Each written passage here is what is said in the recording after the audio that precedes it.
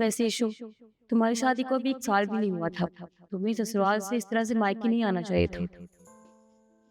शिखा, ये क्या बोल रही हो तुम मेरी बहन से?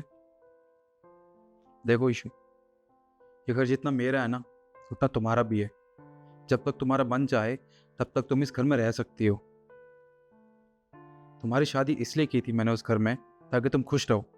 अरे जब तुम उस घर में खुश नहीं हो, केशव तुम्हें खुश नहीं रख पा रहा, तुम दोनों की रोज रोज लड़ाइयाँ हो रही है, तो वहाँ रहने से तो अच्छा है कि तुम यहाँ अपने भाई के साथ रहो इस घर में। मैं ऑफिस जा रहा हूँ, ठीक है? और हाँ, अगर केशव को फ़ोन आया ना तुम्हारे पास तो उससे कहना भैया से बात करे, मैं उससे बात करूँगा अपने तरीके से। अच्छा एक बात बताओ, तुम अपना ससुराल छोड़कर यहाँ क्यों आई? आखिरकार तुम्हारी लड़ाई किस वजह से हुई थी? अरे मैं आपको क्या बताऊं? अरे वो मेरा पति है, लेकिन मुझे ना कहीं से भी नहीं लगता। वो पता है मुझ पे कितना शक करता है। मुझे कहीं बाहर आना जाना हो, अगर मैं फोन पे भी किसी से बात कर रही हूँ ना, तो मुझसे 50 सवाल करता है कि कौन था, किससे क्या बात कर रही हूँ। मुझ में इतना शक करता है। आप खुद बताओ, मैं किसी शक्की इंसान के साथ कैसे रह सकती हूँ? इसलिए मैंने सोच लिया है कि मुझे उस इंसान के साथ नहीं रहना।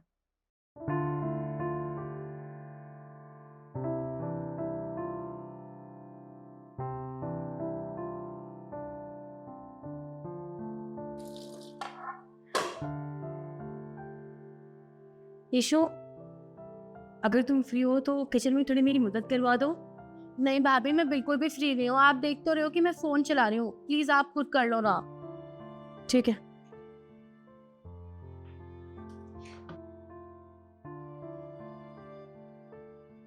पापा जी, आपकी चाय। थैंक यू बेटा। पापा जी, मुझे आपसे कोई बात करनी थी। हाँ बेटा बोलो। पापा जी, आप तो जानते हैं यीशु को ससुराल से आए 1 हफ्ता हो गया। देखिए, मुझे कोई दिक्कत नहीं है अगर वो यहाँ रहती भी है तो, लेकिन ससुराल से खुशी खुशी आए।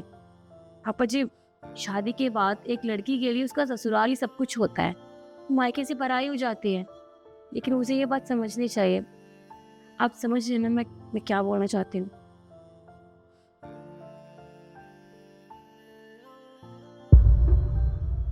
ये पुराने ख्यालों वाली बात करना ना बंद कर दो तुम। यीशु मेरी बहन है, मुझे उसकी परवाह है। अरे अगर वो वहाँ खुश नहीं है तो मैं क्या करूँ? मेरे पास और कोई ऑप्शन भी नहीं है ना अपनी बहन को अपने पास रखने के अलावा। देखो मैं नहीं चाहता ये लड़ाई और आगे बढ़े। वो मेरी बहन है, जब तक उसका मन चाहेगा वो यहाँ इस घर में रहेगी। देखिए, तो मुझे एक बात बताओ, लड़ाई झगड़े किस रिश्ते में नहीं होते? ऐसे तो हम भी कितना लड़ते हैं। अब मैं क्या अपने मायके चली जाती हूँ? नहीं ना। हम दोनों बैठ के चीजों पर सोचते हैं, बात करते हैं, उसमें फैसला लेते हैं। रिश्ते ऐसे नहीं चलते निखिल। मैं जानती हूँ उन दोनों के बीच कोई बड़ी लड़ाई नहीं हुई है, बस तुम्हारी बहन नादान है। वो छोटी छोटी बातों को सीरियसली ले लेती है। तो उसे प्यार से समझाओ, वो जरूर समझेगी। फिर मैं भाभी हूँ उसकी, कि बड़ी बहन जैसी मुझे फिक्र है उसकी, इसीलिए बोल रही हूँ। तुम एक बार केशव जी से बात करके देख लो। फिर भी अगर वो नहीं समझते तो तुम्हें जो भी ठीक लगे तुम कर लेना। लेकिन मैं जो भी बोल रही हूँ तुम्हारी बहन की भलाई के लिए बोल रही हूँ। मैं नहीं चाहती कि उसका परिवार इस तरह से टूट जाए। मैं चाहती हूँ सब ठीक हो जाए। कि तुम नहीं चाहते?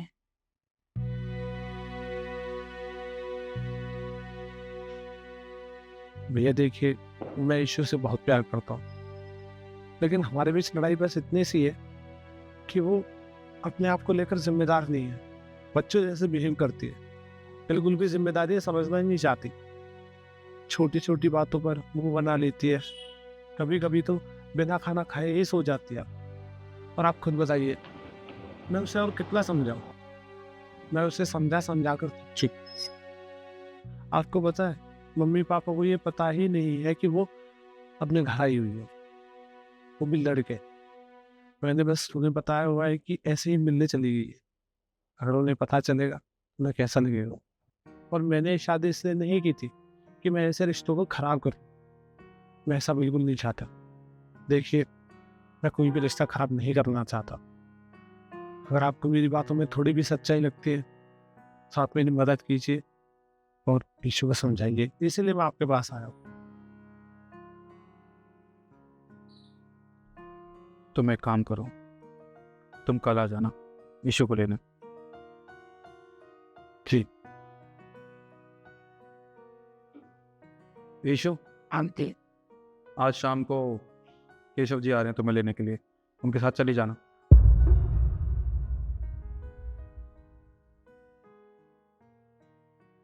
पर भैया मैंने तो कहा। देखो, इसमें ना गलती तुम्हारी भी है।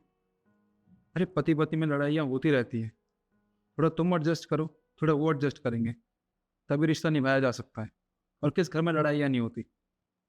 लड़ाइयाँ मेरे और तुम्हारी भाभी के बीच में भी होती है, पर हम उसे सॉर्ट आउट कर लेते हैं, क्योंकि हम दोनों में अंडरस्टैंडिंग है। हम दोनों एक दूसरे से प्यार करते हैं, और प्यार तुम दोनों भी एक दूसरे से करते हो। बट अभी तुम दोनों की लड़ाई हो रखी है ना, इसलिए तुम्हें ये बात समझ नहीं आ रही। मैं बस इतना कहूँगा कि अगर कोई बात होती है आगे, तो हम दोनों तो है ही। पर फिलहाल तुम केशव जी के साथ चलो। ठीक? ठीक है।